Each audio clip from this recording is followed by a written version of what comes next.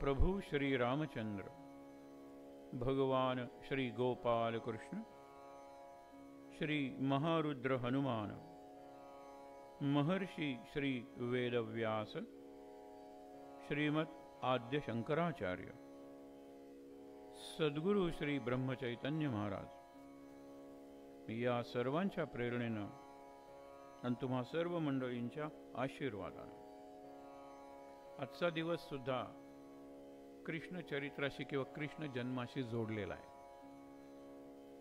एक तिथी 2 दिवस हे गेले काही दिवस चालू आहे, म्हणून एकाच वेळेला खरं कृष्णाचा आणि ज्ञानेश्वरांचा जन्म झालेला आहे. पण काही ठिकाणी आज ज्ञानेश्वर जयंती आहे आणि काल कृष्ण जन्माष्टमी असा उल्लेख आहे. काल आपण कृष्णाच्या श्लोकांनी सुरुवात केली होती. आज ज्ञानेश्वर ज्ञानेश्वरी सुरुवात करूया आपण. मुख्य म्हणजे काय, गोपाळ काला हा जो विषय आहे, गोपाळ काला, त्याचं स्पिरिट काय, त्याच्यातलं मुख्य तत्व काय हे आपण काल बघितलं होतं. की काही जण असतात ते शिळी भाकरी आणायचे, काही जण असतात ते शिरा लाडू आणायचे त्यांच्या सांपत्तिक स्थितीप्रमाणे. मग काही जण झाडाच्या मागे जाऊन शिदोरी म्हणजे टिफिन खायचे, लपवून खायचे, कारण त्यांना लाज वाटायची. कृष्णाच्या हे लक्षात आलं. ज्या वेळेला हे लक्षात आलं त्यावेळेला त्यांनी पहिली गोष्ट केली काय, म्हणाला एक मोठं फडकं मध्ये पसरूया, त्याच्यावर तुम्ही सगळ्यांनी आपल्या शिदोऱ्या होता आणि आपण त्या छान कालवूया. आणि कालवल्यानंतर त्याची एकच टेस्ट होईल ना. आता लोणच्याची चव निराळी आहे, चटणीची निराळी आहे, काल बघितलं आपण, जिलबीची निराळी आहे, लाडवाची निराळी आहे. सगळ्या पदार्थ, कुठलाही पदार्थ तुम्ही खायचा जो असेल तो आणू शकता. फळांच्या फोडी आणू शकता, फळांचे रस आणू शकता. या ज्या सगळ्या गोष्टी आहेत त्या एकत्र केल्यानंतर लक्षात ठेवा जी एक नवीन टेस्ट तयार होते, त्याला आपण डिव्हाइन टेस्ट असा शब्द वापरला. दिव्य रुची, दिव्य रुची. आणि कृष्णाने सगळ्याला दिव्यता दिली होती, हा आपला कालचा विषय. या मानव इतिहासातला पहिला सोशलिस्ट, समाजवादी कोण असेल तर तो कृष्ण आहे. आणि पहिला साम्यवादी, साम्यवादी म्हणजे समतावादी, कम्युनिस्ट असा करू नका अर्थ, कारण ते पॉलिटिकल आहे. म्हणून साम्यवादी म्हणजे समता, समतावादी, कुठली विषमता नाही.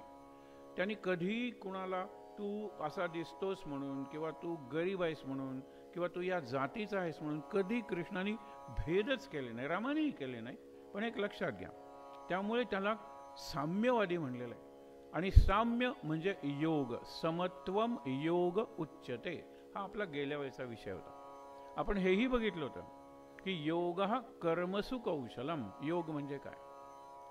आज आणखीन एका चांगल्या शब्दाची, जरा अवघड शब्द आहे तो, गीतेतला महत्वाचा शब्द आहे, त्याची व्याख्या काय, हा अर्जुनाचा प्रश्न आहे. म्हणून साम्यवादी म्हणल्यानंतर आपण साम्यवादी म्हणजे कम्युनिस्ट असा अर्थ नाहीच आहे. साम्यवादी म्हणजे समतावादी, विषमता ज्याला मान्य नाही तो समतावादी. म्हणजे आपण 2 शब्द बघितले होते, इक्वालिटी अँड इक्विटी. इक्वालिटी म्हणजे समानता आणि इक्विटी म्हणजे समता. आपण त्या आईचं उदाहरणही बघितलं होतं की तिला वाटायला दिले 100 रुपये 3 मुलांच्या. ही कशी वाटते बघायला भाऊ होता तिथे, भाऊबीजेला आला होता, आणि 33 असे समान रुपये दिले. 1 रुपया उरतो. हा 1 रुपया उरलेला ती काय कसा वाटते त्याला ते पाहायचं होतं. स्वतःसाठी ठेवते का देवाच्या पेटीत टाकते का आणखीन 1 रुपयाची वाटणी करते, 33 पैसे आणि 1, तो बघत होता. तिने तिचा जो 3रा मुलगा होता लहान, पोलिओ एफेक्टेड, जो पूर्णपणे तिच्यावर आणि दुसऱ्यांवर अवलंबून होता, त्याला 50 रुपये दिले. मधला जो मुलगा होता जो आपण बघितलं की तो मेकॅनिक होता, म्हणजे त्याचा टेम्पररी जॉब होता आणि म्हणतो ना at the mercy of the owner or the employer. त्यांनी सांगितलं उद्यापासून येऊ नकोस की त्याची नोकरी गेली, त्याला 30 रुपये दिले. आणि मामाची एक प्रेमाची भेट म्हणून मोठा मुलगा ज्याला परमनंट सर्व्हिस होती, जो सेटल झाला होता जीवनात, स्थिरावला होता, त्याला 20 रुपये दिले. त्यावेळेला तो म्हणतो की मी तुला समान वाटणी करायला सांगितलं होती. तर तिने सांगितलं की गणिती समानता म्हणजे मॅथमॅटिकल इक्वालिटी आणि मी फेअर अँड जस्ट इक्विटी म्हणजे समता. कृष्ण हा समता असलेला साम्यवादी होता आणि समाजवादी म्हणजे सगळा समाज हा एक युनिट आहे. आणि ते एक युनिट असल्यामुळे त्याच्यात भेदभाव येतो कुठे. गोपाळ काल्याचा हा संदेश म्हणून मी सांगतोय. गोपाळकाला आजचा दिवस आहे, मग दहीहंडी, मग हंडीवर ठेवली टांगली जाते, त्याच्यात कितीतरी निरनिराळे इतर घटक येऊन गेले. आपण आता त्याचा विचार करणार नाही आहोत. दहीहंडी आज सामाजिक पातळीवर नाही आहे, कारण त्याच्यात खूपच, मग सध्याचं वातावरण कसं आहे हे रोज कशाला बघायचं, आपल्याला सगळ्यांना त्याचा अनुभव येतो. ज्ञानेश्वर हे महाराज म्हणायचे, गोंदवलेकर महाराज, श्रीकृष्णाला कळलं की आपल्या गीतेचा अर्थ काही मुठभर लोकांनाच कळतोय, समाजाला, त्यातल्या त्यात सामान्य जनांना किंवा बहुजन समाजाला तो कळत नाही आहे. म्हणून त्यांनी कपडे बदलून आला ज्ञानेश्वर बनून आणि मराठीत गीता सांगितली. कपडे बदलून आला, कारण ती गीता सांगताना तो सारथ्याच्या वेशात होता, त्याचाही एक मुकुट होता. नाही म्हटलं तरी सारथी म्हणजे तो काही तसा चालक नव्हता, काय तोही राजघराण्यातला होता, सखा होता अर्जुनाचा, त्या नात्याने त्यांनी रथ चालवायला घेतला होता. इथे महाराज म्हणतात, ज्ञानेश्वर साधे आले, खाली ते नेसलेलं कमरेला, वरती उघडे. काळाची गरज होती, मी तुमच्यातलाच आहे. गांधीजी ज्या वेळेला एकच वस्त्र घालून फिरायला लागले, त्यावेळेला त्यांना पहिला संदेश द्यायचा होता, मी तुमच्यातला आहे. एक प्रसंग तुम्हाला सांगतो, समतावादी म्हणजे काय, की एक मुलगा बाबांना विचारतो, आपली टेक्स्टाईल मिल आहे आणि बापूजी अर्धे उघडे असतात, तर म्हणाले त्यांच्यासाठी सदरे आपण देऊया. त्यांना विचार की 2 पाहिजेत का 4 पाहिजेत का 10 पाहिजेत. त्यांनी सांगितलं 35 कोटी शर्ट्स मला आणून दे सदरे. त्यांनी सांगितलं इतके कशाला, जोपर्यंत भारतातल्या प्रत्येक माणसाला अंग झाकायला वस्त्र मिळत नाही तोपर्यंत मी घालणार नाही. They call me Bapu, father. हे फादर ऑफ द नेशन वरून काहीतरी निरनिराळे वाद निर्माण करतात, पण बापू पहिल्यांदा कुटुंबाचा विचार केला पाहिजे, पहिल्यांदा देशाचा विचार झाला पाहिजे. हा कृष्णाने महत्त्वाचा विचार दिला. ज्ञानेश्वरांची ज्ञानदेव वंदन हे आपण गेल्या वेळेला बघितलं होतं. आज आपण ज्ञानेश्वरी गौरव, कारण ज्ञानेश्वरांची वाङ्मयी मूर्ती म्हणजे ज्ञानेश्वरी, भगवान गोपाल कृष्णाची वाङ्मयी मूर्ती, अक्षरमूर्ती, अक्षरांच्या ह्याच्यात असलेली ती म्हणजे गीता. आणि ही मूर्ती जाईल, ती मूर्ती जाईल. गीतेची पुस्तकं जरी गेली तरी गीतेचा अर्थ, गीतेतली तत्व राहणार आहेत. तुम्हाला माहीत असू देत, माहीत नसू देत, तुम्ही त्याचं पालन करा, पालन करू नका, पण गीतेतली तत्व राहणारच आहे. एक उदाहरण देतो ना तुम्हाला, की न्यूटनने काय केलं की ती ग्रॅव्हिटी किंवा ग्रॅव्हिटेशनल फोर्स त्याचा शोध लावला, डिस्कवर्ड. त्याच्या आधी नव्हता, लोकांना कल्पनाही नव्हती. त्यामुळे काय की माहीत नाही एखादी गोष्ट म्हणजे ती अस्तित्वात नाही आहे असं नाही आहे. देव काय, पुनर्जन्म काय, या बाबतीत कधी तुम्हाला पूर्ण उत्तर मिळणार नाही. देवाचं अस्तित्व माझ्या श्रद्धेवर अवलंबून आहे, पुनर्जन्म माझ्या मान्यतेवर अवलंबून आहे. वाद घालू नका. मला आहे असं वाटतं, तुम्हाला नाही वाटतं. देव नाही असं मी म्हणतो, तुम्ही आहे म्हणता. वाद कुठे आणि का घालायचा वाद? मी सिद्ध केलं माझ्या बुद्धीने देव नाही आहे म्हणून तो नाही आहे. तुम्ही जास्त बुद्धिमान आहात, तुमचं आर्ग्युमेंट जास्त इंटेलिजंट आहे, माझा पराभव केलात म्हणून देव आहे. आपल्या आर्ग्युमेंटच्या निकालावर देवाचं अस्तित्व अवलंबून आहे का, हा प्रश्न आहे. म्हणून ज्ञानेश्वरी अमृत गंगा, ही जी गंगा आहे काशीची, ती फक्त शरीराचा मल नाहीसा करते, पण ज्ञानेश्वरी ही अमृताची गंगा आहे. बहुत सुकृते लाभली जगा, अशी वरून पडलेली जशी गंगा आहे तशी ज्ञानेश्वरी सुद्धा बहुत सुकृत आहे. जगाने खूप पुण्य केलं होतं म्हणून जगाला गीता मिळाली, आणि माणसाने खूप पुण्य केलं होतं म्हणून आपल्याला मराठी भाषकांना ज्ञानेश्वरी मिळाली. पावन करी अंतरंगा, अंग प्रत्यंगा जीवाची. अंतरंग स्वच्छ होतं ज्ञानेश्वरी, अर्थात तसा अभ्यास केला पाहिजे. ज्ञानेश्वरी हा मोठा ग्रंथ आहे, आणि तसा जर अभ्यास करायला लागला, त्याची एकदा गोडी लागली तर आपण कंटिन्युअस वाचत जातो. तुकारामाचे पहिले काही अभंग आपल्याला अर्थ कळणार नाही, पण असे सार्थ ग्रंथ घ्यायचे ज्याच्यात अर्थ दिलेला आहे, अवघड शब्दांचे अर्थ शेवटी दिलेले आहेत. अभ्यासाला असा ग्रंथ चांगला. आणि तुकाराम हे ज्ञानेश्वरांपेक्षा अलीकडच्या काळातले असल्यामुळे त्यांची भाषा सोपी आहे. पण इथे सुद्धा पावन करी अंतरंगा, अंतरंगाला पवित्र कर. युधिष्ठिराला प्रश्न विचारलेला आहे की परमस्नान कोणतं, अल्टिमेट, परम इज अल्टिमेट. तर त्यांनी लोकांनी सांगितलं असतं दिवाळीला उठून अभ्यंग स्नान करतो ते, किंवा आपण हा साबण लावून करतो ते, त्या ठिकाणी जाऊन करतो ते, गंगेत जाऊन करतो ते. त्यांनी नाही, मनाचं स्नान पावन स्नान. आणि मनाच्या स्नानाला साबण काय, डिटर्जंट काय, काही म्हणा तुम्ही, नाम हाच तो साबण आहे. भक्तिभावे करिता स्नान निर्मल होय अंतःकरण. भक्तिभावाने जर स्नान केलं तर अंतःकरण निर्मळ होतं. जीवासी परम समाधान. आणि हे महत्वाचं आहे, साक्षात दर्शन श्री शिवाचे. शंकराचं दर्शन होतं, श्री शिव. कारण काय, ज्ञानेश्वरीचा अभ्यास करून शंकराचं दर्शन कशाला? शिव आणि जीव असे दोन शब्द आहेत जे पुढच्या ओळीत आलेले आहेत. इथे शिव म्हणजे शंकर नाही, शिव म्हणजे परमात्मा आणि जीव म्हणजे मी आत्मा. आत्मा आणि परमात्मा यांचं मिलन, साक्षात दर्शन श्री शिवाचे म्हणजे आत्मदर्शन आहे ते.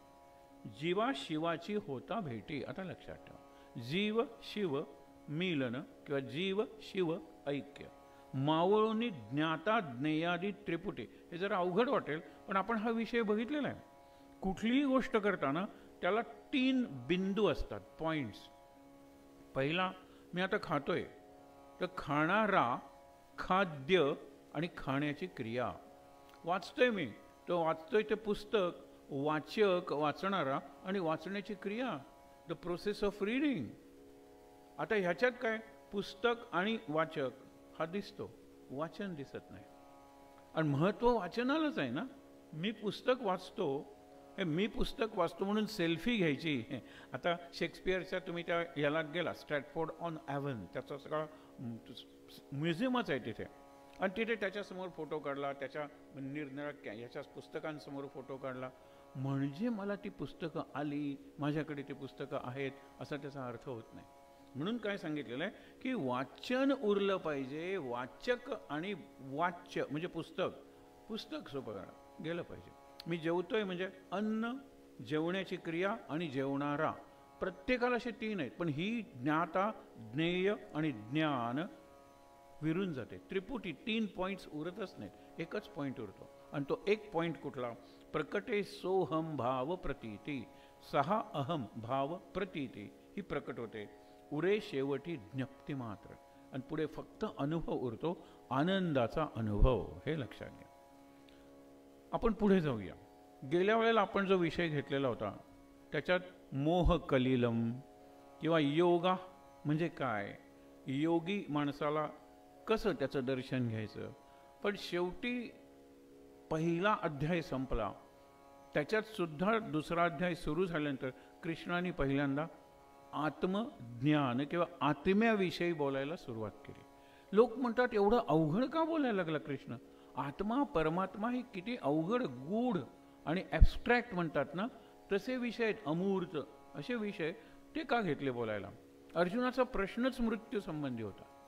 आणि मग मृत्यूबद्दल अर्जुन म्हणतो, ह्यांना कशाला मारू, त्यापेक्षा यांच्याकडून मरतो, युद्धात मेलो म्हणून स्वर्गात जाईन, ह्यांना मारून नरकात जायचं नाही आहे. असं प्लेन लॉजिक होतं अर्जुनाचं, सरळ तर्कशास्त्र होतं की यांना मारलं मी नरकात जाईन आणि यांच्याकडून मेलो तर युद्धात मेलो म्हणून स्वर्गात जाईन, हे अर्जुन म्हणत होता. मृत्यू केल्यामुळे काय मरतं आणि काय मरत नाही हा विषय कृष्णाला सांगावाच लागला. देह मर्त्य आहे पण आत्मा अमर आहे. आता आत्मा म्हणजे काय, कितीतरी त्याचे अर्थ आहेत. मना चंदनाचे परित्वा झिजावे, मरावे परी कीर्ती रूपे उरावे. काहीतरी उरतो की नाही? रावणही उरला आणि रामही उरला. एक सामान्य माणसा आला कुठला आणि गेला, त्याची जनगणना किंवा रजिस्ट्रेशन ऑफिसमध्ये जन्मला हे नाव आणि मेला एवढीच नोंद होते. असेच कितीतरी असतात. पण जो मृत्यूला जिंकतो त्याचा देह मृत्यूने जरी खाल्ला, नष्ट केला, तरी तो कीर्तिरूपात उरतो, तो कार्यरूपात उरतो. एखादं पुस्तक देऊन जाईल, एखादी इमारत बांधून जाईल, एखादा सायंटिफिक आपण म्हणतो ना वैज्ञानिक असा शोध लावून जाईल, एखादं धर्मतत्व शिकवून जाईल आणि लोक त्याला त्याच्यासाठी लक्षात ठेवतील. हे लक्षात घेऊया आपण. त्या कार्यासाठी, त्या विचारासाठी, त्या कीर्तीसाठी लोक लक्षात ठेवते. आणि लक्षात राहणं म्हणजे चिरंतन होणं. एरवी चिरंतन देहाच्या पातळीवर कोणी नाही. आता रामाचा देह कुठे आणि लक्ष्मणाचा देह कुठे? नाही ना. आणि हे राखून ठेवलेले या संताचे त्या संताचे जे देह असतात ते इतके डिकम्पोज झालेले असतात की त्याचा काही भाग दाखवला जातो. असे नाही, देह टिकणारच नाही आहे. आणि तुम्ही चमत्कार वगैरे म्हणूच नका की ती बॉडी, त्याला 6 असे निरनिराळे आपण म्हणतो विकार सांगितलेले आहेत की पहिल्यांदा आत्मरूपात मी असतोच, नंतर देहरूपात मी जन्मतो, नंतर पुढची स्टेज मी वाढायला लागतो, नंतर माझ्यात ट्रान्सफॉर्मेशन घडतं. म्हणजे आय कम ऑफ एज, मुलगी असू दे मुलगा असू दे ते वयात येतात. त्याच्यानंतर अपक्षी येते, एक 40 वर्षानंतर वगैरे शरीराची झीज व्हायला लागते, आणि नंतर विनश्यती, नष्ट होतात. आणि नष्ट झालं तरी अस्ति, हेच कृष्ण सांगतोय. अस्ति म्हणजे मी असतोच. कुठल्या रूपात? आत्म्याच्या रूपात. आणि आत्म्याच्या रूपात जर मी असतो तर साहजिकच मला पुढचा जन्म आहे, घ्यावा लागेल. आता पुढचा जन्म वगैरे मानणाऱ्यांवर आहे, पण ते ग्रंथ वाचल्याशिवाय मानणं किंवा न मानणं हे दोन्ही अनसायंटिफिक आहे. करा ना तुम्ही. प्रयोगशाळेतल्या विज्ञानातल्या ह्याला तुम्ही नियम सांगता. अगदी आम्हाला शाळेत असलेला एक प्रयोग आठवतो. ऑक्सिजन निर्माण करायचा होता, ते पोटॅशियम मॅग्नेट हे घालून. तर ऑक्सिजनला ते सांगत होते नाही, नो कलर. आम्हाला तर कलर दिसत होता. नो ओडर, आम्हाला तर वास येत होता. बघा ना, नो कलर सगळे ऑक्सिजनचे जे सांगत म्हणजे बोर्डवर लिहित होते, आणि आम्हाला बरोबर उलटा अनुभव येत होता. त्यावेळेला मँगॅनीज डायऑक्साईड किंवा पोटॅशियम परमॅग्नेट ह्याच्यामध्ये काय आपण ॲडल्टरेशन म्हणतो ना, भेसळ असली पाहिजे, हे आम्हाला आमच्या शिक्षकांनी सांगितलं, आणि ते आम्हाला पटलं. भेसळ असली पाहिजे, पॉल्युटेड म्हणजे शुद्ध नव्हतं. मग तुम्हाला रंग दिसणारच. मी बोर्डवर लिहिलंय ना ते तुम्ही माना. म्हणजे असा एक्सपेरिमेंटमध्ये जर झालं नाही तर मी माझ्या एक्सपेरिमेंटला दोष देतो. मग जर एखादा संत सांगतो की 13 कोटी वेळा तुम्ही रामाचं नाम घ्या, 13 crore टाइम्स, उदाहरण सांगतोय फक्त, तुम्हाला रामाचा अनुभव आल्याशिवाय राहणार नाही. हे असं कधी येतो का? अरे तू अजून एकदाही नाम घेतलेलं नाही आहेस. आणि सायंटिफिक मेथड म्हणतो, सांगितलेलं करून बघ आणि त्याप्रमाणे अनुभव आला नाही तर मग वाद घालूया. त्याच्या आधी मला वेळ नाही आहे तुझ्याशी वाद घालायला. संत वगैरे या भूमिकेवर असतात की वाद नाही, डिस्कशन करूया, पण नो डिबेट. आणि तुम्ही डिबेटला घाबरता का? अरे त्यात काहीच अर्थ निघत नाही. आत्ता सांगितल्याप्रमाणे त्यातून काही निघत नाही. मग प्रश्न कुठला होतो? त्यांनी सांगितलं श्रुती विप्रतिपन्ना. हा जरा अवघड शब्द आहे, पण आपण निरनिराळी पुस्तकं वाचली ना तर आपलं कन्फ्युजन म्हणजे गोंधळ वाढतो. हा आपला अनुभवच आहे. सारी तुम्ही 3 वृत्तपत्रातले एडिटोरियल्स, अग्रलेख वाचले तर प्रत्येकाचा दृष्टिकोन निराळा असतो ना. मग माझा गोंधळच होणार आहे. माझं एक निश्चित असं मन किंवा मत बनणारच नाही आहे. तशी खूप पुस्तकं वाचले अर्जुना, तू खूप ऐकलेस, खूप पाहिलेस, आत्ता खूप विचार करतोयस, त्यामुळे गोंधळून गेलेला आहेस. अर्जुन म्हणतो मी हेच म्हणतोय, मी गोंधळून गेलेलो आहे. दुसरा एक महाभारतातलाच प्रसंग आहे, यक्ष प्रश्न. कः पंथः असा प्रश्न विचारलेला आहे, योग्य मार्ग कोणता? युधिष्ठिरांनी उत्तर किती दिलं आहे की मी योग्य मार्ग कुठला म्हणून ग्रंथ वाचायला लागलो. मी जर 10 ग्रंथ वाचले तर त्याच्यात 11-12 मार्ग सांगितलेले होते. माझं कन्फ्युजन, माझा गोंधळ चालूच राहिला. मग मी पंडितांच्याकडे गेलो. 5 पंडित असेल तर त्यांनी 10 मार्ग सांगितले. म्हणजे माझा गोंधळ आणखीन वाढला. शेवटी मीच विचार करायचं ठरवलं आणि मला उत्तर मिळालं, महाजनो येन गतः स पंथः. महामानव, महापुरुष ज्या मार्गाने गेले तो मार्ग योग्य. आता मी जर सायंटिस्ट असेल तर आईन्स्टाईन, न्यूटन, अब्दुल कलाम, होमी भाभा हे ज्या मार्गाने गेले त्यांचं चरित्र वाचायचं, त्यांनी जे आपले अनुभव सांगितले ते वाचायचं. मला भारताचा इतिहास समजून घ्यायचा आहे, भारताचं कल्चर म्हणजे संस्कृती समजून घ्यायची आहे, आणि अत्यंत चांगली ओरेटरी म्हणजे वक्तृत्व पाहिजे. तर विवेकानंद ज्या मार्गाने गेले त्या मार्गाने मला जायला पाहिजे. विवेकानंदांनी आयुष्यातली काही वर्ष सगळ्या भारताचा प्रवास केला होता, मला करायला पाहिजे. आणि म्हणून त्यांना भारताचं जे दर्शन झालं आणि त्यांना 3 दिवस 3 रात्री समाधी केल्यामुळे समाधी म्हणजे त्यांनी समाधीचा अभ्यास केला, ध्यानस्थ राहिले आणि भारतासाठी काय करता येईल बघितलं. हे त्यांनी बघितल्यानंतर त्यांना लक्षात आलं की या देशासाठी काय करायचं असेल त्यासाठी मला परदेशात जाऊन ते लोक काय करतात याचा अभ्यास केला पाहिजे. ते गेले होते, ते आपलं वादविवाद कौशल्य दाखवायला गेले नव्हते त्यात parliament, world parliament of religions नव्हते. ते गेले होते ते एवढं पाहण्यासाठी की आणि सगळ्या जगभर आपला धर्म पसरवला आहे, काय काय त्यांच्याकडे आहे व्यवस्था. आणि मग ते परत आले आणि ख्रिश्चनांची जशी ऑर्डर असते तशी त्यांनी रामकृष्ण ऑर्डर किंवा रामकृष्ण मिशन सुरू केलं. हे महत्त्वाचं आहे. म्हणजे मला विवेकानंद जर व्हायचं तर विवेकानंदांच्या मार्गाने गेलं पाहिजे. महाजनो येन गत सपंथा. इथे अर्जुन पुढे काय प्रश्न विचारतो, आत्ता तू सांगितलंस की जितकं जास्त ऐकाल, जितकी जास्त पुस्तकं वाचाल आणि जितका जास्त विचार कराल तेवढा तुमचा गोंधळ, बौद्धिक गोंधळ वाढेल, बुद्धिभेद होईल, म्हणजे बुद्धीला छेद जाईल तुमच्या. मग करू काय? दुसरा शब्द आहे बुद्धी कशी पाहिजे, समाधौ, समाधी अवस्थेत, अचला निश्चला, स्थिर असलेली बुद्धी असली पाहिजे. आणि स्थास्यती म्हणजे ती स्थिर आहेच, ती बुद्धी खरी. अर्जुन विचारतो असा माणूस असतो का? ज्याची बुद्धी स्थिर आहे असा माणूस असतो का? मग स्थिर बुद्धीच्या माणसाची व्याख्या मला सांग. 4 प्रश्न विचारले, फार सोपं आहे ते. त्यांनी काय, स्थितप्रज्ञस्य, स्थितप्रज्ञा, प्रज्ञा म्हणजे बुद्धी आणि स्थित म्हणजे स्थिर, स्थिर बुद्धीचा जो माणूस आहे त्याची व्याख्या सांग. स्थितप्रज्ञ कुणाला म्हणायचं हा पहिला प्रश्न. समाधिस्थ केशव, समाधिस्थ कुणाला म्हणायचं? स्थितधी, स्थितधी म्हणजे धी म्हणजे बुद्धी स्थिर झाली आहे, कुणाला म्हणायचं? ही भाषा म्हणजे व्याख्या हा पहिला प्रश्न. स्थितप्रज्ञ, समाधिस्थ आणि स्थितधी एकाच अर्थाचे शब्द आहे, त्यांची व्याख्या काय हा पहिला प्रश्न. किम प्रभाषेत, ते बोलतात कसे?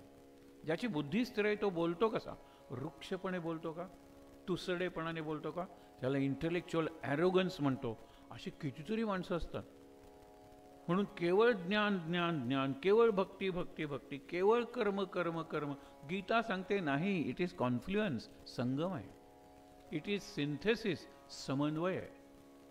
एकत्र आलेले आहेत सगळे योग, तो योग्य मार्ग आहे. म्हणून काय सांगितलं, किम प्रभाषेत, तो स्थितप्रज्ञ ज्याची बुद्धी स्थिर झालेली आहे, स्टेडी इंटलेक्ट, तो बोलतो कसा? किम आसीत, आसीत म्हणजे तो बसतो कसा, झोपतो कसा? आणि किम व्रजेत, तो चालतो कसा, वागतो कसा, जगतो कसा? मग 4च प्रश्न आहे. तो प्रभाषेत बोलतो कसा, किम आसीत तो बसतो कसा, आणि किम व्रजेत म्हणजे तो चालतो कसा, हे सांग. आता 18 ओळीनं श्लोक भगवान बोललेला आहे. भगवान कृष्ण म्हणूया, समजायला सोपं, अशी फार क्वचित बोललेलं आहे. 18 श्लोक ओळीनं, आणि त्यातला प्रत्येक शब्द म्हणजे एक एक प्रवचन किंवा एक एक ग्रंथाचा विषय होईल.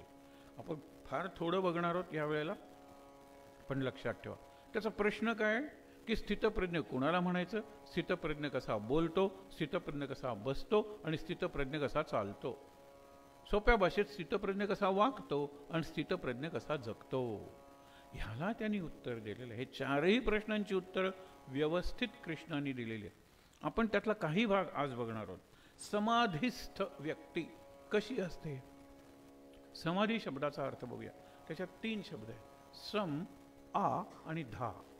धा म्हणजे ठेवणे, व्यवस्थित पद्धतीने ठेवणे. आ म्हणजे सर्व बाजूनी, सर्व वेळी, सर्व स्थळी.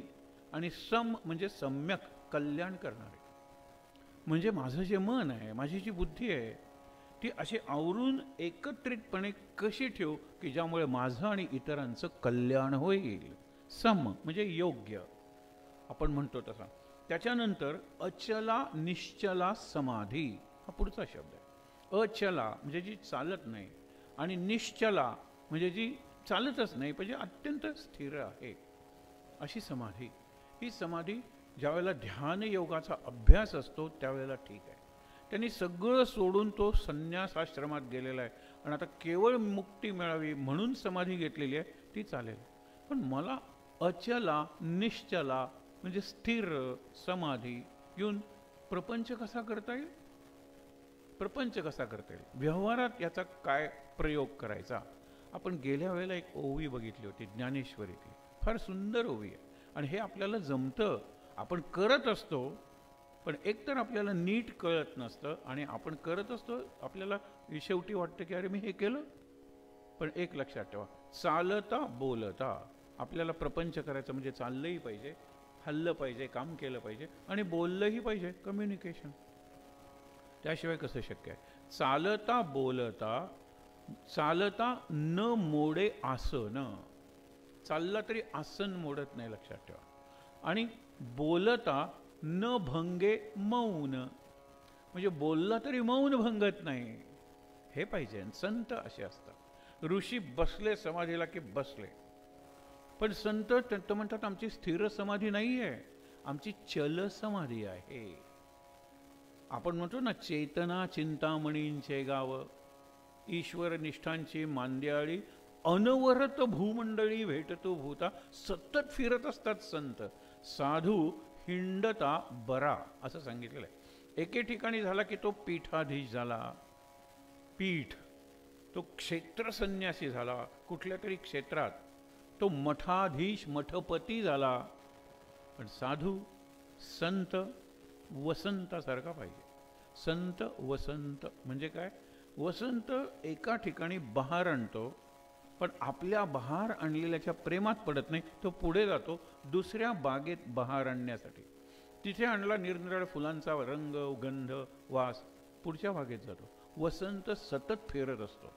वसंत ऋतू पृथ्वीच्या पाठीवर सतत असतो, प्रत्येक ऋतू असतो. पण आपण वसंत, संत आणि वसंत, आपल्याला पसंत शब्द जास्त पसंत असतो, की मला तो पसंत झालो पाहिजे, लोकांना पॉप्युलर झालो पाहिजे, उद्या निवडणुकीला उभा राहिलो तर निवडून आलो पाहिजे, माझ्या मठाला निरनिराळ्या देणग्या मिळाल्या पाहिजेत, मी पसंत आहे, लक्षात ठेवा. मी वसंतासारखा संत नाही. मग आता अर्थ काय? अचला आणि निश्चला समाधी संतांची कुठे असते हो? तुकाराम वगैरे सारखे फिरत होते, शंकराचार्य फिरत होते, व्यास फिरत होते, विवेकानंद फिरत होते. ते काय म्हणतात की आमची सहज समाधी आहे, आमची स्थिर समाधी नाही, आमची अचल समाधी नाही, आमची चल समाधी आहे. मूर्तीच्या बाबतीत तुम्हाला हा शब्द, मंदिरात कुठल्याही जा, एक घट्ट बसवलेली मूर्ती असते आणि दुसरी अभिषेकाची मूर्ती असते, उत्सव मूर्ती असते. आता तुम्हाला पालखीत बसवायचे तर तो बसवलेला पांडुरंग नेणार आहात का? तो तर प्राणप्रतिष्ठा केलेली आहे त्याची. पण दुसरी एक मूर्ती असते, ही जी मूर्ती आहे प्रतिष्ठित केलेली, घट्ट बसवलेली, तिला अचल मूर्ती म्हणतात. आणि दुसरी जी मूर्ती, चला तुम्हाला प्रसाद घ्यायचा आहे, या मूर्तीसमोर घ्या, तुम्हाला अभिषेक करायचा आहे, या मूर्तीला करा, तुम्हाला मिरवणूक काढायची, ही मूर्ती घ्या, याला चल म्हणतात. चल मूर्ती आणि अचल मूर्ती, आपल्याला दोन्ही पाहिजे. दिवसातला काही वेळ आपल्याला न हालता न बोलता समाधी म्हणजे ध्यान लावायला जमलं पाहिजे. मला विचाराल तर ही काळाची गरज आहे. किती मिनटं तुम्हाला हे जमेल ते सुरुवात तरी करूया की. या गोष्टी ऐकायला सोप्या वाटतात, करायला खूप अवघड आहे. एक फार सुंदर वाक्य आहे, सोपं वाक्य आहे, difficult things are difficult but simple things are more difficult. हे लक्षात ठेवा की पाण्याचं आणि अन्नाचं महत्त्व समजून देणं सोपं जातं. कारण मला पाणीही दिसतं आणि मला अन्नही दिसतं, हवा मला दिसत नाही. पण पाणी आणि अन्नापेक्षा हवा मला जास्त महत्त्वाची आहे, ती दिसत नाही म्हणून असत नाही असं नाही आहे. नाक दाबून घे, तोंड नाक दाबून घे, 2 मिनिटाच्या वर तुला जमणार नाही आहे, म्हणून ती जास्त महत्त्वाची आहे, दिसत नसली तरी. संत म्हणतात की आम्ही एका ठिकाणी स्थिर होत नाही, आम्ही वाऱ्यासारखे जात असतो, आम्ही पाण्यासारखे वाहत असतो. हा फार महत्त्वाचा विचार आहे. पुढे त्यांनी काय सांगितलेलं आहे, एक साधूची गोष्ट आहे, आपण मागे ऐकली होती, पण त्या तरुणांनी त्याला जेव्हा ऑब्झर्वेशन करून निरीक्षण करून प्रश्न विचारलेत ना, अर्जुनाची तशीच परिस्थिती आहे. एका गावात एक साधू येतो, तो झाडाखाली राहतो. साधू तेजस्वी आहे, कुणाकडे काही मागत नाही, लोकांनी काही दिलं तर खातो, शक्यतो तो झाडाखालचा आपला मुक्काम बदलतच नाही. 2 महिने होतात. लोक आपल्या अडचणी विचारायला जायचे, त्याला जे सुचायचं ते तो सांगायचा, काही जणांना त्याचा उपयोग व्हायचा. असं करत करत तो साधू लोकप्रिय झाला त्या गावात आणि गावाच्या दृष्टीने ती आदरणीय व्यक्ती झाली. एक तरुण त्या साधूचं निरीक्षण करायचा. एकदा कुणी नाही असं पाहून तो साधूकडे गेला, म्हणाला मी तुम्हाला नमस्कार करायला किंवा कोणताही प्रश्न विचारायला आलेलो नाही, जी माझी आपण म्हणतो ना पर्सनल डिफिकल्टी, माझी स्वतःची वैयक्तिक अडचण आहे, मी ते विचारायला आलेलो नाही. 2 महिने मी पाहतो तुम्ही झाडाखाली बसून असता, काही आंघोळ करायला वगैरे गेले तर पुन्हा बसून असता, तुम्ही कुणाकडे काही मागत नाही आणि तुम्ही कुणाला कोणतीही वस्तू देत नाही. तुमच्या हातात मी कधी जपमाळ बघितली नाही, तुमच्या हातात मी कधी ग्रंथ बघितला नाही, तुम्हाला हात जोडून प्रार्थना करताना बघितलं नाही, तुम्हाला जमिनीला स्पर्श करून नमस्कार घालताना मी बघितलं नाही, आकाशाकडे पाहत आकाशाला काहीतरी विनवणी करताना मी बघितलेलं नाही आहे. तरी तुम्ही शांत कसे असता, तुम्ही आनंदात कसे असता, तुमच्या चेहऱ्यावरचं हास्य कधीही कसं मावळत नाही. मला या आनंदाचं, या शांतीचं, या समाधानाचं रहस्य पाहिजे. त्यावेळेला तो हसून म्हणला, खरंच? तो म्हणला, हो त्यासाठीच मी 2 महिने तुमचं निरीक्षण केलं. त्यावेळेला तो म्हणतो की मी जिथे असतो तिथे असतो आणि मी जे करतो ते करतो. त्यावेळेला तो मुलगा म्हणाला, दिस इज नॉनसेन्स, मी सुद्धा जिथे असतो तिथे असतो आणि जे करतो ते करतो. साधूंनी डोळे मिटले म्हणाले, उद्या संध्याकाळी ये, फक्त ऑब्झर्वेशन तू आत्तापर्यंत माझं केलंयस, आता फोकस ऑन यू, तुझं ऑब्झर्वेशन कर. घरी येतो, बाथरूममध्ये जातो, आंघोळ करायला लागताना त्याला आठवतं 2 दिवसांनी इन्स्पेक्शन आहे. गेल्या वेळेला इन्स्पेक्शनला त्या इन्स्पेक्टरनी सगळ्यांच्या समोर मला फायरिंग दिलेलं होतं. आणि नंतर एकदम तो म्हणतो, मी कुठे आहे, मी बाथरूममध्ये आहे ना, मग ऑफिसमध्ये कसा पोचलो, आणि मी आंघोळ करतोय ना, मला इन्स्पेक्शन कशी आठवली, म्हणजे I am neither in the bathroom, म्हणजे मी बाथरूममध्येही नाही आहे आणि मी आंघोळही करत नाही आहे. अरे बापरे, असं आहे नाही का. जेवायला बसला, त्यांनी आणलेल्या फाईलचा ढीग आपल्या खोलीतल्या याच्यात ठेवला होता. बापरे, आता रात्री सगळ्या फाईल्स क्लिअर केल्याशिवाय उद्या जाता येणार नाही ऑफिसला.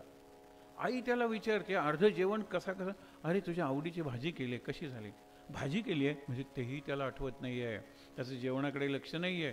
तो म्हणतो, मी डायनिंग टेबलवर आहे का माझ्या केबिनमधल्या वर्किंग टेबलवर आहे, आणि मी आता जेवतोय का त्या फाईली उघडून काम करायला लागलेलो आहे. आणि 24 तासात त्याच्या लक्षात आलं, तुम्ही मुद्दामून स्वतःवर फोकस ठेवून बघा, आपण जिथे असतो तिथे नसतो, आणि आपण जे करत असतो ते करत नसतो, दुसऱ्याच कशाचे तरी विचार असतात, यांत्रिकपणे आपण गोष्टी करत असतो.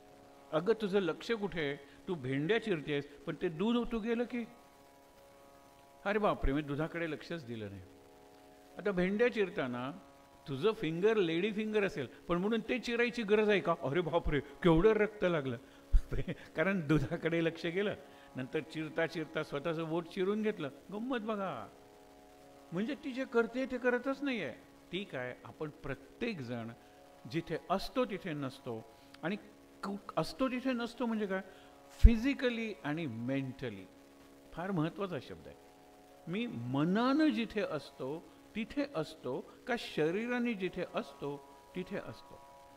आपल्याला अटेंडन्स घेतात सुरुवातीला, number 1, number 2, number 3, present sir, present sir, present sir, आणि नंतर सर म्हणतात लक्ष कुठे, ॲबसेंट माइंडेड. कुठला ॲबसेंट माइंडेड हा शब्द आठवतो ना, आपण शाळेपासून ऐकत असो. म्हणजे प्रेझेंट बॉडीड हा शब्द वापरत नाही, पण ॲबसेंट माइंडेड आपण शब्द वापरतो. मन असतं तिथे. मागे एक उदाहरण दिलं होतं तुम्हाला. एक चांगले शिक्षक आहेत आणि त्यांना मुलांना सांगायचं आहे की मनावरचं नियंत्रण हे शरीरावरच्या नियंत्रणापेक्षा महत्त्वाचं आहे. मन म्हणा, बुद्धी म्हणा, आणि बुद्धीवरचं नियंत्रण असल्याशिवाय बुद्धी स्थिर करता येत नाही किंवा होता येत नाही. स्थितप्रज्ञ होण्यासाठी लक्षात ठेवा, बुद्धीचं नियंत्रण पाहिजे. आता बुद्धीवर नियंत्रण कोण करणार आहे, बुद्धीपेक्षा श्रेष्ठ, बुद्धीपेक्षा वरची किंवा बुद्धीपेक्षा पलीकडची जी गोष्ट आहे ती नियंत्रण करणार आहे. गंमत बघा, 8वीचा क्लास, आणि त्यांनी पहिला प्रश्न विचारला की मन आणि शरीर यात मोठं काय आहे. ऑफकोर्स शरीर, मुलांनी उत्तर दिले. शरीर का मोठं आहे, mind is in the body no. अगदी बरोबर, मन माझं शरीरात आहे, शरीर मोठं नाही का. अरे लक्षातच आलं नाही. सर म्हणतात तू उठ रे, उठ रे, आता 5 मिनिटात बेल होणार आहे इंटरव्हलची, तू आत्ता कुठे आहेस. तू म्हणतो अगदी खरं सांगू का सर, आत्ता मी ग्राउंडवर आहे. गेल्या वेळेला काल आम्ही गप्पा मारत बसलो आणि नंतर गेलो ग्राउंडवर, आम्हाला क्रिकेट खेळायला जागाच नव्हती. आत्ता माझ्या मनात बेल झाली की पळत सुटायचं, स्टम्प्स ठोकायचे. So you are not in the class. मी गेली 3 वाक्य लिहिलेलेच ते बघितले का सर, नाही 3 स्टम्प्स आहेत का पायाखाली, तेवढंच मी बघत होतो, कारण ते घेऊन मला पळून जायचं आहे. मुलीला विचारलं की आत्ता तू नक्की कुठे आहेस. सर अगदी खरं सांगू का, काल आम्ही मुली गप्पा मारत बसलो आणि इंटरव्हलच्या शेवटी कॅन्टीनमध्ये गेलो, सगळे बटाटे वडे संपलेले होते. आज मी ठरवलेलं आहे की आधी जायचं, बटाटे वडे घ्यायचे आणि मग गप्पा मारत बसायचं. म्हणजे तू कुठे आहेस? सर खरं सांगू का, मला बटाटेवड्यांचा वास सुद्धा येतोय. I am feeling the warm touch. मी क्लासमध्ये नाहीच आहे, I am in the canteen. मग आता सांगा की काय मोठं आहे, मन मोठं का शरीर मोठं? ते म्हणाले मन मोठं, कारण शरीर इथेच आहे ना क्लासमध्ये. Your mind is in the class or in the canteen. मग मन कुठेही जातं, मन सर्वव्यापी आहे, सगळीकडे भटकतं आणि भरकटतं. नेव्हर स्टेडी, नेव्हर स्टिल आपण म्हणतो ना, नसतंच, चंचल आहे मन. मग लोकांना कळलं, मुलांना. आता त्याच्याही पेक्षा जरा चांगलं उदाहरण जर द्यायचं असेल, हे का उदाहरणं देतोय, ही उदाहरणं पुढे सुद्धा चालू राहणार आहेत, पण हे शंकराचार्य वगैरे दिलेलं उदाहरण आहे, फार महत्त्वाचं उदाहरण आहे. आपण अलीकडच्या काळात ॲडॅप्ट करून ते उदाहरण पाहूया. एक श्रीमंत व्यापारी आहे, आपल्या त्याचा मोठा बंगला आहे, सिक्युरिटी आहे, निरनिराळ्या प्रकारचे नोकर आहेत, आणि AC आपल्या बायकोबरोबर शांत झोपलेला आहे. एक 2-3 तास झाल्यानंतर मेलो मेलो वाचवा वाचवा इतक्या जोरात म्हणतो की बाहेरच्या गेटवरचा सिक्युरिटी धावत येतो. त्यांना वाटतं की हार्ट अटॅक वगैरे आलेला आहे. बाकीचे नोकर धावून येतात. बायको उठते, हा घामेरलेला आहे त्या AC रूममध्ये, याला घाम आलेला आहे दरदरून, याची नाडी थडथडथड उडते आणि शरीराला कंप सुटलेला आहे. लक्षणं बघा ना, ही लक्षणं they can be felt by anyone. नाडी धड धड उडते, शिरा आपण ज्याला म्हणतो, टेम्परेचर, ब्लड प्रेशर ते दिसणार नाही, पण आलेला घाम तरी दिसेल. आणि मुख्य म्हणजे तो ओरडला, ते ऐकू आलं ना सगळ्यांना. Where was he? He was in AC comfort. मग मेलो मेलो काय झालं? तुम्हाला काही वाईट स्वप्न पडलं का? तुम्हाला खरंच, मी मित्रांबरोबर पिकनिकसाठी जंगलात गेलेलो होतो आणि पक्षी मला चांगले दिसले. मला पक्षी निरीक्षणाची आवड आहे, बर्ड वॉचिंग, म्हणून मी पक्ष्यांच्या मागे गेलो आणि चुकलो वाट. नंतर अंधार झाला. अंधार झाल्यानंतर आता काय करायचं? वाघ सिंह आले तर मला फाडून खातील. इथे कुठे आपल्याला आसरा किंवा आडोसा मिळतो का बघण्यासाठी गेलो, तर ही गवताची झोपडी होती. म्हणाला काही हरकत नाही, आजची रात्री इकडे करूया. इतक्यात प्रचंड वारा सुटला आणि प्रचंड वारा सुटल्यानंतर झाडं सुद्धा एकमेकावर घासायला लागली, स्पार्क पडले आणि ज्याला आपण म्हणतो ना की अरण्यातला आग लागली, वाईल्ड फायर और बुश फायर लागली सगळीकडे. आणि आग माझ्याकडे यायला लागली. मी होतो ती गवताचीच झोपडी होती आणि आज अगदी जवळ आल्यानंतर गवताची झोपडी पेटून आपण मेलो. म्हणून मी ओरडलो, मेलो मेलो वाचवा वाचवा. त्या आगीनं आणि त्या भीतीनं माझं शरीर कापतंय आणि मला घाम आलेला आहे आणि मी ते जोरात ओरडलो. Where was he? Bodily in the AC room with his wife, fully secured, because security is at the gate. Mentally आता लक्षात ठेवा, त्याच्या शरीरावरची सगळी लक्षणं ACची नाही आहेत. ACची लक्षणं असेल तर तिची बायको कशी शांत होते, तिचं शरीर थोडंसं थंड झालेलं होतं. म्हणजे बॉडीली सुद्धा तो आहे का तिथे? त्याच्या बॉडीवरच सगळे परिणाम नाही का दिसले? त्या वाईल्ड फायरचे दिसले. ती झोपडी जळणार, आता आपण मरणार, छाती धडधडते, घाम आलेला आहे आणि जोरात ओरडलेला आहे. म्हणजे काय आहे? मी कुठे असतो? जिथे असतो तिथे असतो का असतो तिथे नसतो? त्यांनी 2 अर्थ सांगितले त्याचे. मी असतो तिथेच असतो म्हणजे मी वर्तमान काळात असतो. स्थितप्रज्ञ होण्यासाठी, शांत समाधानी आनंदी होण्यासाठी, जिवंत असतानाच मुक्त होण्यासाठी आणि संसार न सोडता संसारातून सुटण्यासाठी. हे बघा ना, ज्यांनी चांगली वर्तमानपत्र काढली, ज्यांनी संस्था उभारल्या, ज्यांनी सामाजिक कार्य केलं, त्यांना होते की त्यांनाही पती पत्नी, मुलं, संसार, व्यवसाय होते. पण केवळ ह्याचीच काळजी करत बसला तर या कोशातून, फ्रॉम दिस ककून, हा बाहेरच पडला नसता, घरट्यातच राहिला असता. चिवताई चिवताई दार उघड म्हणून कविता आहे ना, दार उघडून जरा बाहेर आहे ना. अगं बाहेर सुंदर प्रकाश आहे, बाहेर छान वारा वाहतोय, रात्रीच्या वेळेला सुद्धा बाहेर बघ किती सुंदर तारे असतात. पण तू जर घरट्यातच बसलीस तर नाही. म्हणून चिवताई चिवताई दार उघड. आपल्या प्रत्येकात असलेली ही चिवताई. आपण प्रिझनर स्वतःला बनवलेला आहे, पोपट पिंजऱ्यात मालकाने टाकलाय. आपण आपल्याच देहाच्या आणि मनाच्या पिंजऱ्यात कैद झालेलो आहोत. आपल्याला कोण वाचवणार आहे? नाही वाचवणार. संत सांगतात पण तुम्ही ऐकतच नाही. आपल्याला हे पटतं, पण पटलं तरी आपण त्याप्रमाणे वागत नाही. पुन्हा बॅक टू स्क्वेअर वन. चला चला चला, आत्ता त्यांनी सांगितलं ना की जरा कमी खाऊया संध्याकाळच्या वेळेला, विशेषतः श्रावण महिन्यात. चला चला, ते केलंय ना, आणा सगळं ताव मारूया. कारण शेवटी शिरा पुरी सत्य है, ब्रह्म आत्मा मिथ्य है, यांचा बरोबर बदललं ना ते. हेच तत्वज्ञान आपण करतो. म्हणून आपण स्थितप्रज्ञ होऊ शकत नाही, म्हणून आपलं मन शांत होऊ शकत नाही, आणि म्हणून आपलं चित्त शुद्ध होऊ शकत नाही. ही त्रिसूत्री आपण अनेकदा बघितलेली आहे. मन शांती, स्थिर बुद्धी आणि चित्त शुद्धी. म्हणजे तुम्ही प्युरिफाईड झाला, प्युअरच झालात तुम्ही. मग शांत राहा. कुठल्याही परिस्थितीत तुम्ही पॅनिक होणार नाही, गोंधळून जाणार नाही. आणि जो गोंधळून जात नाही ना, लक्षात ठेवा, तोच मार्गदर्शन करू शकतो, तोच वे आउट किंवा एखादा मार्ग या परिस्थितीतून बाहेर काढू शकतो. पण सगळेच जर धावायला लागले तर स्टॅम्पीड म्हणतात ना, म्हणजे सगळीकडे पळापळ झाली आणि त्यांनी तुडवून माणसं मेली. एरवी सगळेजण जर शिस्तीने बाहेर पडले असते तर एकही माणूस मेला नसता. त्यांनी एकमेकाला तुडवलं. जत्रेत वगैरे कधी शॉर्ट सर्किट होते, आग लागते, एकमेकाच्या अंगावर पाय देऊन पुढे जातात लोक. कारण का की कोणी थांबतच नाही आहे, थांबून विचार करत नाही की आग कुठे लागली आहे. त्या भागात लागली तर आपण तिथेच कशाला पळायला पाहिजे, विचार करा. आणि म्हणून काय सांगितलेलं आहे की साधू जे सांगतो की मी असतो तिथे असतो, म्हणजे फिजिकली अँड मेंटली.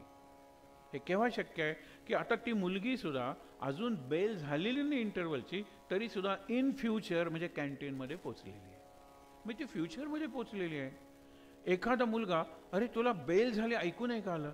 अरे नाही रे, मला आठवण आली माझ्या आईची, 2 वर्षापूर्वी ती जिवंत होती रे. He was in the past. त्याला बेलच ऐकू आली नाही. आणि जो अगदी बेल आल्याबरोबर अलर्ट होता, आपण म्हणतो अवेक होता आणि अवेअर होता, म्हणून जो अलाइव्ह होता. Awake, aware, alert is equal to alive is present tense. मी पुढे मोठा होईन काही अर्थ नाही आहे, आमचं किती वैभव होतं काही अर्थ नाही आहे. आत्ता काय आहे, आत्ता या क्षणाला तिथे मी असतो, हे उत्तर आहे. जो मी तिथे असतो तो मी जे करतो ते करतो. हे जमेल की नाही, ह्याचे हे रिझल्ट मिळेल की नाही, मिळेल की नाही, रिझल्ट ओरिएंटेड फ्युचर. आणि मी प्रयत्न तरी केले तर काय बघायला पाहिजे, हे प्रयत्न पास्ट ओरिएंटेशन. हे पास्टही नको आणि फ्युचरही नको. हा विषय नवीन नाही आहे, पण आपण स्थितप्रज्ञ कोण, आणि स्थितप्रज्ञ हे मॉडेल आहे कृष्णाचं. म्हणून सुरुवातीला प्रदर्शन आहे, त्याचा एक दर्शनी भाग असतो, एंट्रन्स आपण ज्याला म्हणतो ते. तिथे सगळ्यात सुंदर कलाकृती ठेवलेली असते, म्हणजे तिथे लोक आकर्षितच झाले पाहिजे. इतका सुंदर ससा असतो, जर संग्रहालय म्हणजे म्युझियम असेल तर इतकं सुंदर. पेंग्विन असेल किंवा कॅंगरू असेल किंवा व्हेल मासा किंवा डॉल्फिन असेल, म्हणजे काहीतरी आउट ऑफ द वे जाऊन असेल तर तिथे माणूस रेंगाळलाच पाहिजे. आणि मग तो आत येईल आणि क्युरिओसिटी म्हणजे जिज्ञासेनं, कुतूहलानं सगळं प्रदर्शन बघेल. म्हणून दर्शनी भागात प्रदर्शनाच्या काय ठेवलंय. परवा आपण मागे उदाहरण बघितलं होतं. ते उदाहरण काय होतं की त्यांनी सगळ्यात सुंदर चित्र काढलेली होती आणि एक मूर्ती काढल्या होत्या निरनिराळ्या, आणि एका सुंदर स्त्रीची मूर्ती दर्शनी भागात ठेवली होती ॲट द एंट्रन्स. ती मूर्ती एवढी सुंदर होती की तोच त्या मूर्तीच्या प्रेमात पडला होता. आणि तो म्हणाला, या मूर्तीचं रसग्रहण, ॲप्रिसिएशन जो करेल, I will bend down and touch his feet. म्हणून तो जरा बाजूला उभा राहिला. कुणालाही माहीत नाही की तो मूर्तिकार आहे म्हणून. पहिल्यांदा काही तरुण येतात आणि तरुण म्हणतात की हाऊ ब्युटिफुल. तेव्हा म्हणतो की इतक्या तरुण वयात त्यांना कलेची एवढी जाण आहे, कलेची. They appreciate art to such an extent. दुरून म्हणतात हाऊ ब्युटिफुल. नंतर ते मूर्ती असते, 3 डायमेन्शनल मूर्ती असते, त्या मूर्तीला ते अशी एक प्रदक्षिणा घालतात आणि म्हणतात, अरे ही मूर्ती जर एवढी सुंदर आहे, तीच मॉडेल किती सुंदर असेल. ज्या स्त्रीला समोर ठेवून ही मूर्ती तयार केली ती स्त्री किती सुंदर असेल. मूर्तिकार जर आजूबाजूला असेल तर निदान त्या स्त्रीचा मोबाईल नंबर तरी आपल्याला मिळाला पाहिजे. So they are interested in the model, not in the, आपण म्हणतो ना, मास्टर पीस ऑफ आर्ट. दुसरं उदाहरण.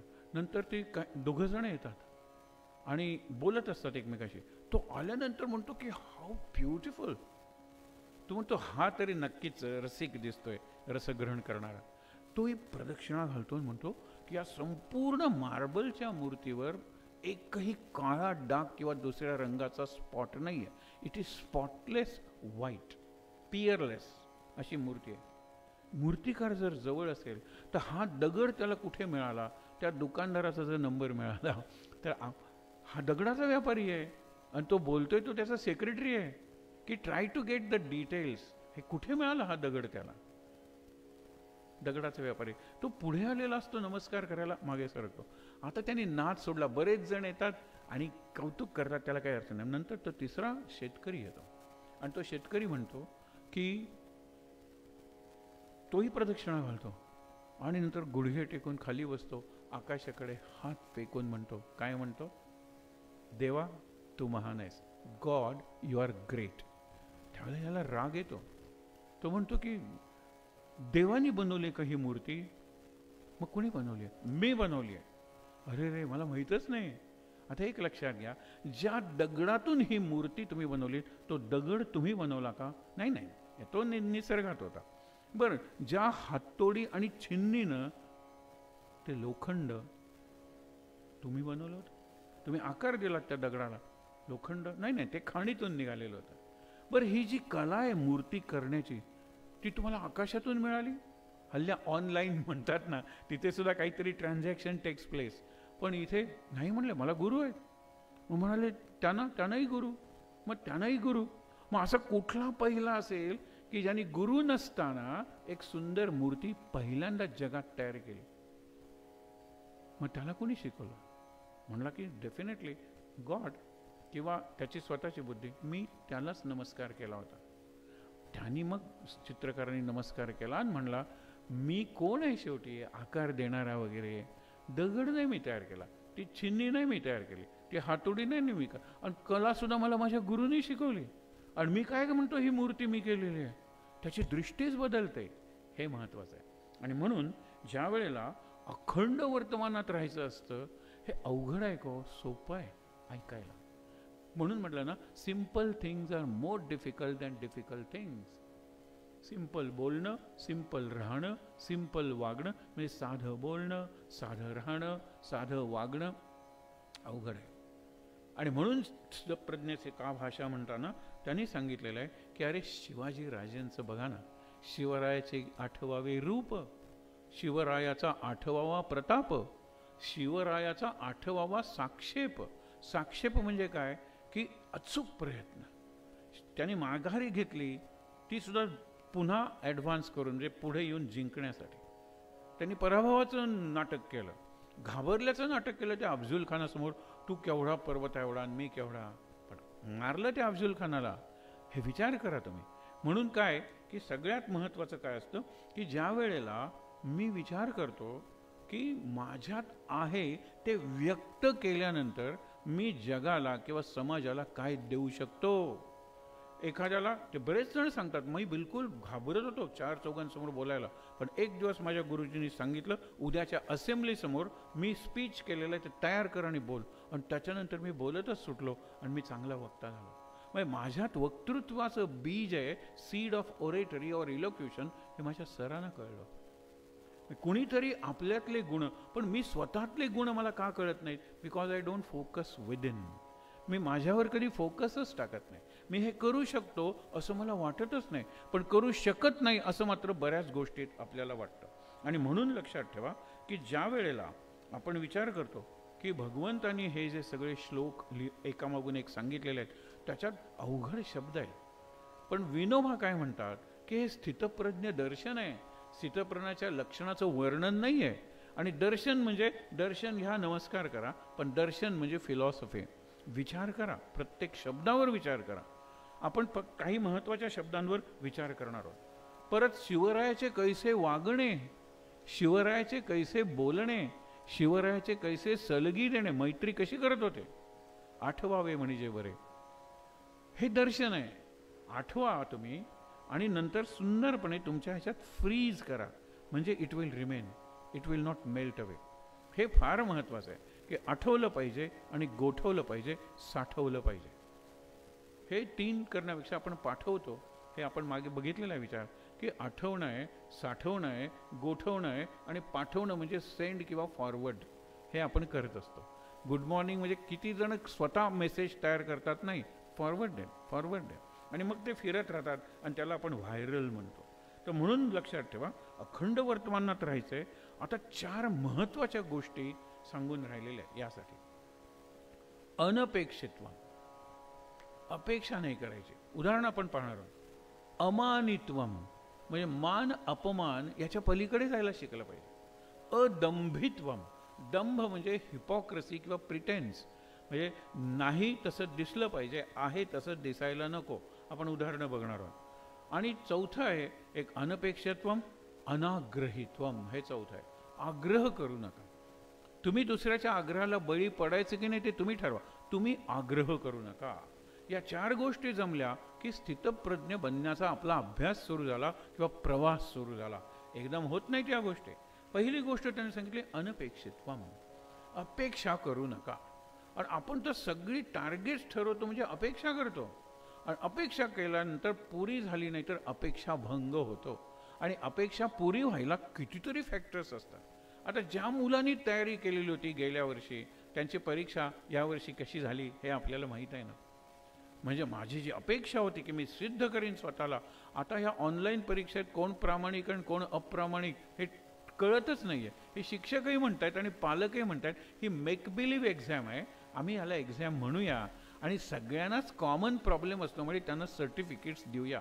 जसे जळके बी आपण बघितले होते ना, तसे हे कोरोनाग्रस्त यावर्षी जे पास होतील, विशेषतः graduate, post graduate and PhD जरा निराळा प्रकार आहे, तिथे सुद्धा इंटरव्ह्यू व्हायवा ऑनलाईनच आहे, हेही लक्षात ठेवा. म्हणून काय, अपेक्षा करू नका. अपेक्षेत फार सुरेख एक ओळ आहे, पण त्याच्यात एक गोष्ट रचलेली आहे कुसुमाग्रजाने. एक चांगला मूर्तिकार आहे आणि तो इतक्या सगळ्यांच्या मूर्ती करतो. पहिल्यांदा तो काय करायला लागला, देवांच्या मूर्ती तयार करायला लागला. आणि बघितलं त्याच्या मूर्तींच्या आजूबाजूला जो व्यापार चाललेला आहे, आपल्याला सुद्धा निर्णय ठिकाणी वाईट अनुभव येतात. 50 रुपये दिले, चला आधीच्या दर्शनाला जा, नंतर तेच आपल्याला हार, तेच तेल, परत त्या वस्तू येतात आणि आपल्याला वाटतं की हे काय मी अर्पण केलेलं. तू अर्पण केलंस ना, तिथे तुझा अकाउंट संपला.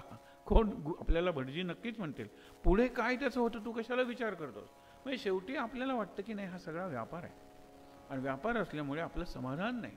आपण या सध्या आपलं जे जीवन आहे त्याच्या वरच्या जीवनासाठी म्हणून मंदिरात जातो. त्यांनी देवांच्या मूर्ती बनवणं बंद केलं. मग त्यांनी काय केलं, राजे लोक होते त्यांच्या मूर्ती बनवायला सुरुवात केली. आणि आपली मूर्ती आता स्थापन केल्यानंतर कशी दिसते, राजवाड्यात गेल्यानंतर त्या मूर्तीच्या त्याला राजकारण चालताना दिसलं. प्रधानमंत्री आणि अर्थमंत्री ते कट करतायत राजाच्या विरुद्ध, दुसऱ्या याच्या विरुद्ध, सगळे कट कारस्थानं, conspiracies and plotting against each other. हे बघितल्यानंतर तो म्हणतो आता राजांची बनवणार नाही मूर्ती, मी सामान्य माणसाची मूर्ती बनवेन. पण सामान्य माणसाची मूर्ती ओळखणार आहे कोण. आपण म्हणतो ना RK लक्ष्मणचा तो कॉमन मॅन, पण तो कित्येक वर्ष काढत होता म्हणून तसा आपल्याला कॉमन मॅन दिसतो. मग काही त्याला व्हॉइसच नाही आहे. कॉमन मॅन क्वचित बोलतो, व्हॉइस नाही आहे, केस थोडे उरलेले आहेत, अशा मिशा आहेत, आणि कधी कधी बऱ्याच वेळेला पिशवी घेऊन निघालेला असतो. एक साधा चौकटी खरंच त्यांनी कॉमन मॅन केलेलं आहे. आणि आज तुम्हाला आश्चर्य वाटेल की सिम्बॉयसिस म्हणून पुण्याची जी एक चांगली संस्था आहे त्यांच्या एंट्रन्सवर हा RK लक्ष्मण त्याचा हे आहे, लक्ष्मणचा काय कॉमन मॅनचा पुतळा आहे. कारण कॉमन मॅन आहे ना, तोच सगळ्या घटना घडवत असतो. हे झाल्यानंतर अपेक्षा कुणाची करणार. मग शेवटी तो म्हणतो मी आता मूर्ती बनवतच नाही, मी अरण्यात जातो. आई सांगते की तू तुझी जे आयुध आहेत, हातोडी, चिन्नी वगैरे, ती घेऊन जा. तो घेऊन येतो. तिथे त्याला चांगला दगड दिसतो, त्याच्यातला मूर्तिकार जागा होतो. त्या दगडातून तो एक छोटंसं का होईना पण मंदिर तयार करतो. त्या मंदिरात मूर्ती तयार करतो त्याच दगडाची, इतकी सुंदर दिसते. आणि मग तो म्हणतो अरे बाबा हा देव एवढा सुंदर आहे, मी आता याची पूजा करायला लागतो. मग पाण्याने अभिषेक करतो, काय देवाला तो नाव देतो त्याप्रमाणे जप करतो, फुलं पानं आणून करतो. तो कलाकार असल्यामुळे सुंदर पूजा करतो. मग त्या धनगर काय किंवा हे लोक गुराखी वगैरे येतात, त्यांना ते दिसल्यानंतर तो टुरिस्ट स्पॉट बनतो, लोक बघायला येतात ते मंदिर. आणि हा त्या दगडाशी प्रार्थना करत, दगडाशी बोलत देवत्व शोधतोय त्याच्यात. आणि नंतर म्हणतो आकाशात आहेस का तू, वाऱ्यात आहेस का तू. मग तुझी मूर्ती मी कशी करणार आहे? म्हणून एक दिवस त्याच्या मनात विचार येतो की चूक आहे, म्हणून तो हातोडी घेतो ती मूर्ती फोडून टाकतो. मूर्ती भंजक असं नाव आहे. खरं म्हणजे तो मूर्ती तयार करणारा तोच आहे, मूर्ती पूजक तोच आहे आणि मूर्ती भंजक तोच आहे. त्याला काय कळलं नाही. कवी म्हणतो खुळा येतो, मूर्ख आहे. खुळाची कळेना पाषाणापासून अपेक्षा कशाची उपेक्षे वाचून. उपेक्षाच होणार आहे, अपेक्षा भंगच होणार आहे. कारण का तू पाषाणाशीच संवाद साधत होता. त्याच्या आज जो देव आहे, त्याच्या आज जे देवत्व आहे त्याचा तू विचारच केला नाही. आणि मग तुला जी फुलं तू तोडत होतास वाहण्यासाठी, त्या फुलात तुला देव दिसेल. मग फुलं ज्या झाडाची आहेत त्या झाडाची मुळं असल्याशिवाय कसं येईल? तुला त्या मुळात देव दिसेल. सगळीकडे तुला देव दिसायला लागेल आणि मग तुला कळेल की देवाची मूर्ती बनवण्यात अर्थ नाही आहे. म्हणून मूर्ती फोडण्यात चुकीचं आहे. खुळाची कळेना पाषाणापासून अपेक्षा कशाची उपेक्षे वाचून. आपण मुलांना इतके मार्क्स मिळवायला पाहिजेत अपेक्षा ठेवतो, मुलांनी असं वागलं पाहिजे, हे करिअर निवडलं पाहिजे अपेक्षा ठेवतो, पण आपला अपेक्षाभंग होतो. म्हणून तुम्हाला जर स्थितप्रज्ञ व्हायचं असेल तर अनपेक्षत्वम, अपेक्षा करू नका. अमानित्वम, मान आणि अपमानाच्या पलीकडे जा. एक 2-3 उदाहरणं. पण अदंभित्वमचं बघूया. दंभ म्हणजे आत्ता सांगितल्याप्रमाणे प्रिटेन्स, नाही ते दिसणं आणि आहे ते न दिसणं. नाही ते दिसणं त्याला विंडो ड्रेसिंग म्हणतात. 4 साड्या आहेत पण परत परत खिडकीत उभं राहून मी त्या बदलते. लोकांना वाटतं हिच्याकडे किती साड्या आहेत. विंडो ड्रेसिंग, नाही ते दिसलं पाहिजे. आणि मेकअप, ब्युटी पार्लरमध्ये जाऊन आहे ते झाकलं गेलं पाहिजे. हे दंभित्व आहे. किती पैसा खर्च करतात, कर्ज काढतात त्यासाठी, लग्न करण्यासाठी, आणि नंतर आत्महत्या, फेडता आलं नाही म्हणून. हे दंभ आहे. मी आहे त्याच्यापेक्षा मोठा दिसलो पाहिजे. सोशल अप्रुव्हल, समाजाने मला मान्यता दिली पाहिजे, या गोष्टी नाही आहेत. अनाग्रहित्व म्हणजे आग्रह नको, अनपेक्षत्व म्हणजे अपेक्षा नको, आणि अदंभित्व म्हणजे दंभ नको. दंभ म्हणजे खोटेपणा. शेवटचं अमानित्वम, मान आणि अपमानाच्या पलीकडे. 3 उदाहरणं देतो आणि थांबतो. त्यातलं 3रं उदाहरण आहे ते आपला आजचा संकल्प आहे. पहिलं उदाहरण दुर्वा घ्या. दुर्वा पायाखाली तुडवल्या जात असतं, गवत असतं, हरियाली असते. नंतर स्वच्छ वगैरे करून त्या घेतल्या, गणपतीच्या डोक्यावर गेल्या. मग काल पायाखाली, आज गणपतीच्या डोक्यावर, उद्या निर्माल्य झाल्यानंतर परत पायदळी. म्हणजे त्या कधीही म्हणत नाहीत की आज आता उद्या गणपतीच्या डोक्यावर जायचं. त्यांना कसलंही वाईट वाटत नाही.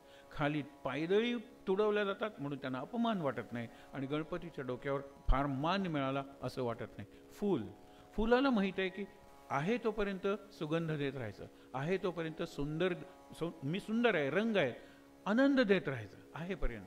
मग कधी कधी ते फूल देवावर चढवलं जातं, कधी कधी ते वेश्येच्या गजरेत येतं, कधी कधी ते सौभाग्यवतीच्या केसात माळलं जातं, तर कधी कधी प्रेतावरच्या हारात येतं. फुलाला त्याचं काही नसतं. अमानित्व. देवावर चढलं म्हणजे मला खूप मान मिळाला, आणि त्या प्रेतावरच्या हारात मी गेलो, किंवा एखाद्या सौभाग्यवतीने मला माळला गजरा, का वेश्येकडे गेल्यानंतर तिने हातात गजरा बांधला, फुलाला त्याचं काही नसतं. अमानित्व. आणि शेवटचं म्हणजे पाणी.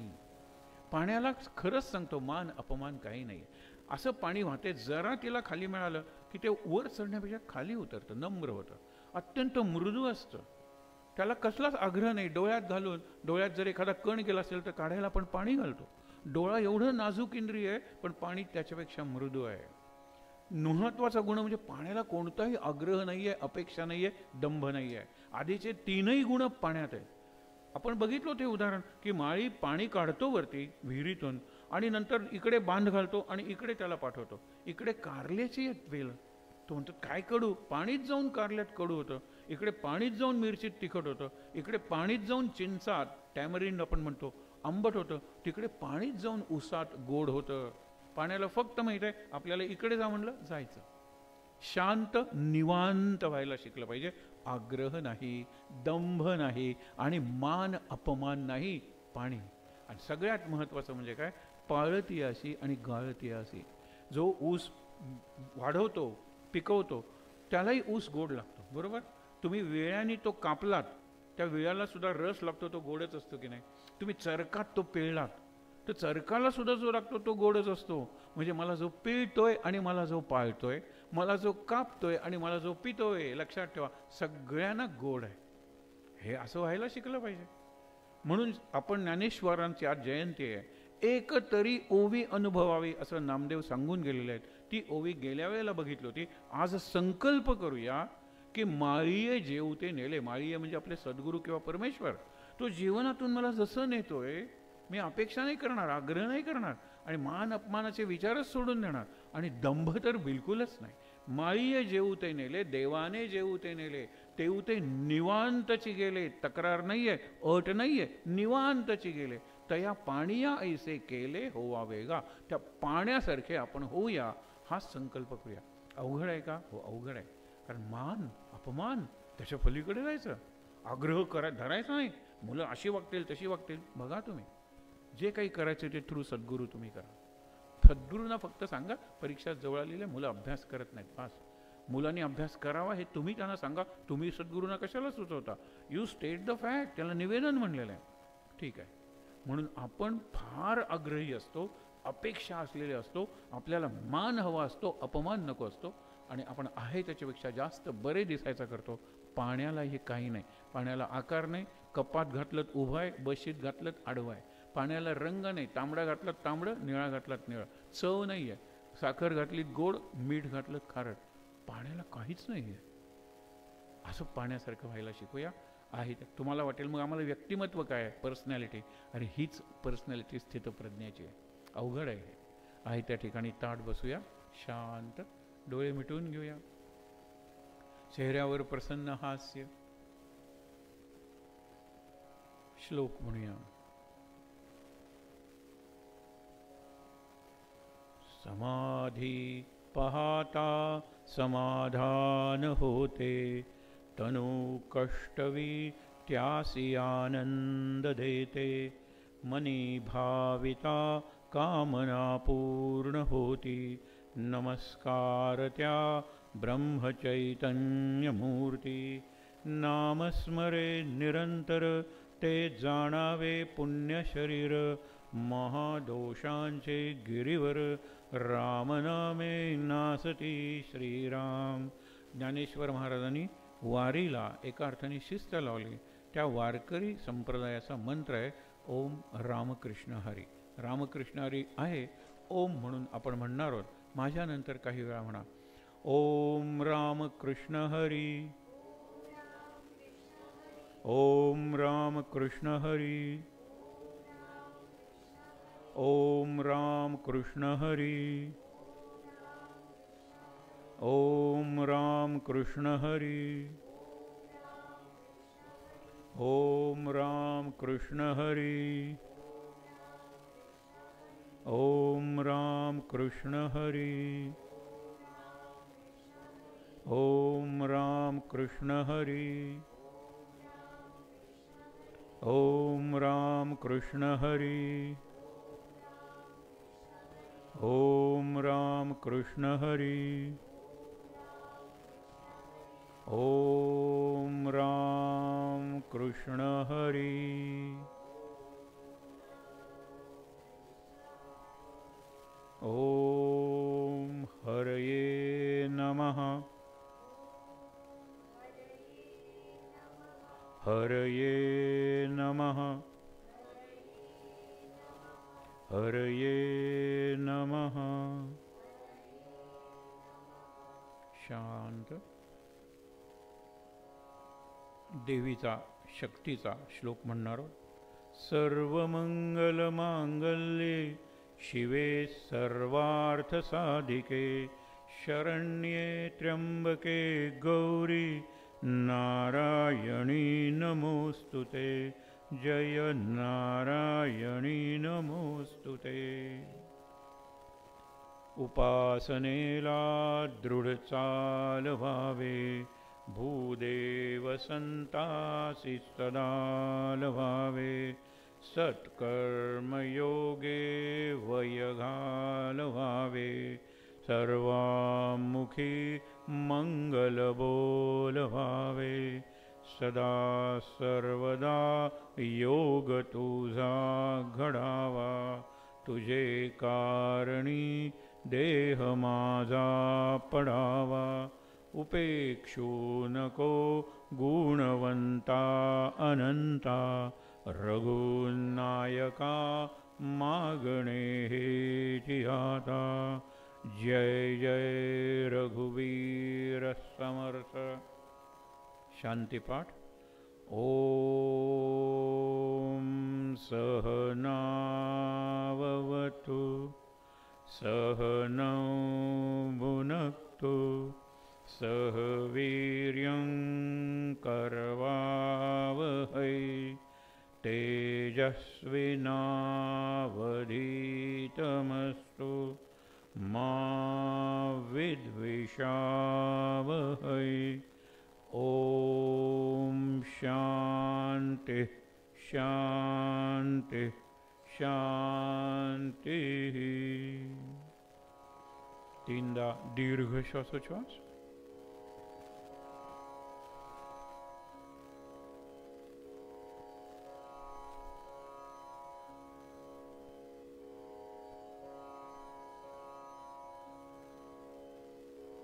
हातावर हात सोडून चेहऱ्यावर डोळ्यांवर चोळूया.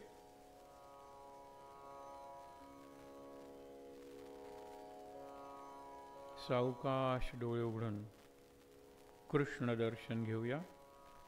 शांतपणे आनंदाने. शांत आनंद. महाराज महाराज महाराज.